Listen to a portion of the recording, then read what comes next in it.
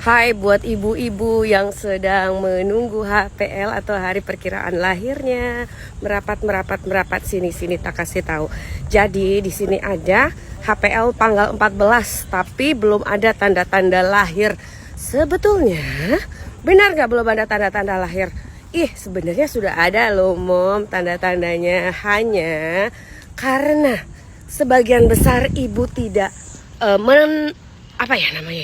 tidak aware gitu ya, atau mungkin dianggap bukan tanda-tandanya, maka dianggap tidak ada tanda-tandanya, padahal ada.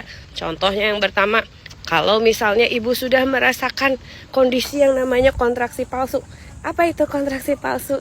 Kontraksi palsu itu adalah kontraksi yang terjadi ya ketika bisa mulai dari trimester 2 akhir ya, perutnya mengencang ya, kayak jidat tiba-tiba mengkeret kayak kram tapi tanpa mulas. Nah, itu kontraksi palsu. Tapi kalau mendekati hari hanya misal mulai dari 35 ke sini, tanda-tandanya apa?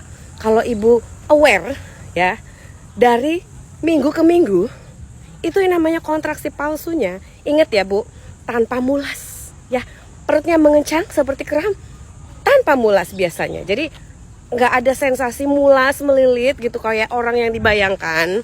Nah, itu adalah salah satu tanda-tandanya. Misal minggu yang lalu dibandingkan minggu yang sekarang, lebih sering minggu yang sekarang. Nah, kemudian minggu sekarang sama minggu depan, ternyata minggu depan lebih sering merasakan kontraksi. Jadi kalau bisa kita bilang, kalau mendekati hari lahirnya di trimester ketiga, itu kita namakan kontraksi prodormal ya. Jadi kontraksi yang mengawali sebelum munculnya tanda-tanda persalinan.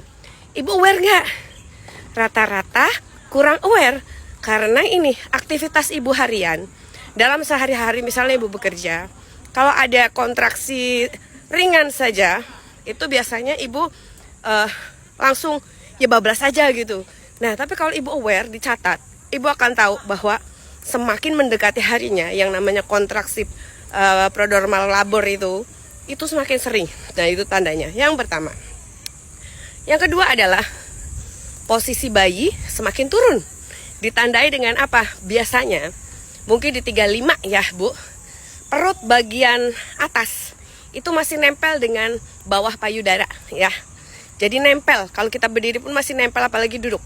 Nah, semakin mendekati dia bayi turun, itu nanti ada jarak. Jadi antara bawah payudara sama perut atas itu kayak lapang. Kalau ibu pegang kayak gini ya, di sini. Nah, itu sudah ada jarak dan ibu semakin lega bernapasnya. Nah, jadi bayinya itu apa? Tandanya bayinya itu masuk ke panggul.